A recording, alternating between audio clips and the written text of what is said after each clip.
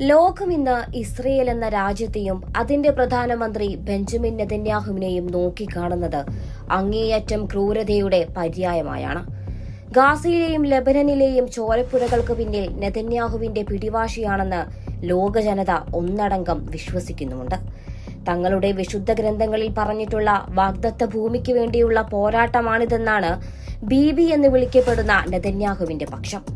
എന്നാൽ ഇതിനെ വംശഹത്യയെന്നും മാനവികതയ്ക്കെതിരായ കുറ്റകൃത്യമെന്നും വിളിക്കുന്ന ലോകം നെതന്യാഹുവിനെ ആധുനിക കാലത്തെ ഹിറ്റ്ലർ എന്നാണ് വിശേഷിപ്പിക്കുന്നത്. അന്താരാഷ്ട്ര കോടതികളിൽ നിന്ന് അറസ്റ്റ് വാറന്റുകൾ പുറപ്പെടുവിക്കുമ്പോഴും കൂസലില്ലാതെ മുന്നോട്ടു പോകുന്ന നെതന്യാഹുവിന് ഇപ്പോൾ ഹംഗറിയിൽ നിന്ന് അപ്രതീക്ഷിതമായ ഒരു തിരിച്ചടി ലഭിച്ചിരിക്കുകയാണ്.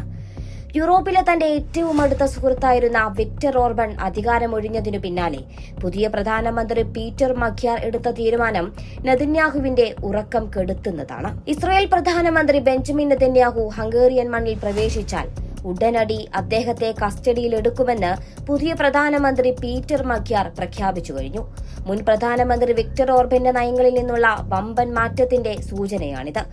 അന്താരാഷ്ട്ര ക്രിമിനൽ കോടതി രാഷ്ട്രീയ പക്ഷപാതപരമാണെന്ന് ആരോപിച്ച് 2025 ഏപ്രിലിൽ കോടതിയിൽ നിന്ന് പിന്മാറുമെന്ന് ഓർബൺ പ്രഖ്യാപിച്ചിരുന്നു. എന്നാൽ ഈ പിന്മാറ്റ നടപടികൾ മഖ്യാർ സർക്കാർ നിർത്തിവെക്കുകയാണ്.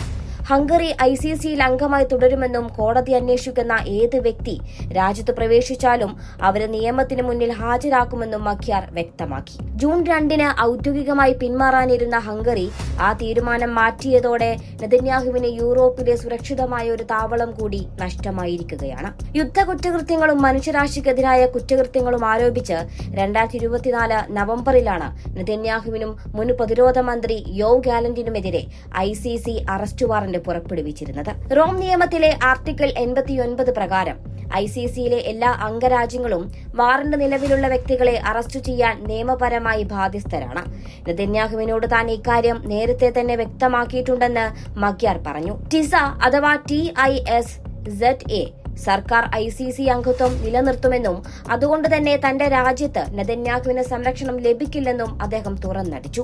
നേരത്തെ ഓർബൻ നെതന്യാഹുവിനെ അറസ്റ്റ് ചെയ്യാൻ വിസമ്മതിച്ചിരുന്നുവെങ്കിൽ പുതിയ ഭരണകൂടം നിയമം നടപ്പിലാക്കുന്നതിൽ ഉറച്ചു നിൽക്കുകയാണ്. ഏപ്രിൽ 15 നടന്ന ഒരു കൂടിക്കാഴ്ചയിൽ നെതന്യാഹുവിനെ മഖ്യാർ ഹംഗറിയിലേക്ക് ക്ഷണിച്ചിരുന്നു. 2026 ഒക്ടോബറിൽ ഹംഗേറിയൻ പ്രക്ഷോഭത്തിന്റെ 70ാം വാർഷിക ചടങ്ങിൽ പങ്കെടുക്കാൻ നെതന്യാഹു എത്താനിരുന്നതാണ്. എന്നാൽ അറസ്റ്റ് ഉറപ്പാണെന്ന പുതിയ പ്രഖ്യാപനത്തോടെ നെതന്യാഹുവിന്റെ സന്ദർശന പ്ലാനുകൾ പാളാൻ സാധ്യതയുണ്ട്. 2025 ഏപ്രിലിൽ ബുഡാപെസ്റ്റ് സന്ദർശിച്ചപ്പോൾ ഓർബൻ നൽകിയ സുരക്ഷ ഇനി മഖ്യാറിന്റെ കാലത്ത് പ്രതീക്ഷിക്കേണ്ടതില്ല.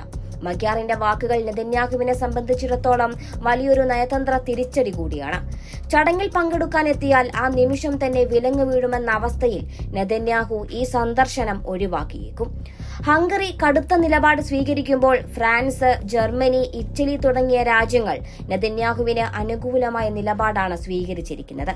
റോം സ്റ്റാറ്റ്യൂട്ടിലെ ആർട്ടിക്കിൾ 98 ഉദ്ധരിച്ച് ഒരു രാഷ്ട്രത്തലവന്റെ നയതന്ത്ര പ്രതിരോധ ശേഷി ലംഘിക്കാൻ കഴിയില്ലെന്നാണ് ഫ്രാൻസ് വാദിക്കുന്നത്. നെതന്യാഹുവിനെ അറസ്റ്റ് ചെയ്യുന്നത് ഇസ്രയേലുമായുള്ള മറ്റു കരാറുകളുടെ ലംഘനമാകുമെന്നും ഇവർ ഭയപ്പെടുന്നു.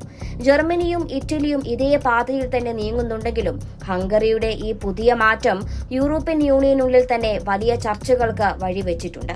ഒരു വശത്ത് ലോക ജനത നെതന്യാഹുവിന്റെ ക്രൂരതകൾക്കെതിരെ ശബ്ദമുയർത്തുമ്പോൾ മറുവശത്ത് ചില രാജ്യങ്ങൾ നൽകുന്ന ഈ നയതന്ത്ര പരിരക്ഷ വലിയ വിമർശനങ്ങൾക്കും കാരണമാകുന്നുണ്ട്. ബെഞ്ചമിൻ നെതന്യാഹു എന്ന ഭരണാധികാരി ഇന്ന് ലോകത്തിനു മുന്നിൽ ഒരു ചോദ്യചിഹ്നമാണ്. വിശുദ്ധ ഗ്രന്ഥങ്ങളുടെ മറ പിടിച്ച് അദ്ദേഹം നടത്തുന്ന സൈനിക നീക്കങ്ങൾ ആയിരക്കണക്കിന് നിരപരാധികളുടെയും കുരുന്നുകളുടെയും ജീവനാണ് കവരുന്നത്. പീറ്റർ മഖ്യാറിനെ പോലുള്ള പുതിയ ഭരണാധികാരികൾ അന്താരാഷ്ട്ര നിയമങ്ങൾ ഉയർത്തിപ്പിടിക്കാൻ തയ്യാറാകുന്നത് നീതി നടപ്പാക്കപ്പെടുമെന്നതിന്റെ സൂചന കൂടിയാണ്. ഹംഗറിയിലെ മാറ്റങ്ങൾ നെതന്യാഹുവിനെ പോലുള്ളവർക്ക് ഒരു താക്കീത് കൂടിയാണ്. അധികാരവും നയതന്ത്ര പരിരക്ഷയും എന്നും നിലനിൽക്കില്ലെന്നും എന്നെങ്കിലും നിയമത്തിന് മുന്നിൽ മറുപടി പറയേണ്ടി വരുമെന്നും ഹംഗറി തെളിയിക്കുന്നു. നെതന്യാഹു ഹംഗറിയിൽ കാലുകുത്തുമോ അതോ നിയമത്തെ ഭയന്ന് ഒളിച്ചോടുമോ എന്നത് കാത്തിരുന്ന് കാണേണ്ടതാണ്. ചരിത്രം ഒരിക്കലും ക്രൂരതകളെ വെറുതെ വിടില്ല എന്നതിന്റെ സാക്ഷ്യപത്രമായി മാറുകയാണ് ഹംഗറിയിലെ ഈ പുതിയ രാഷ്ട്രീയ നീക്കങ്ങൾ.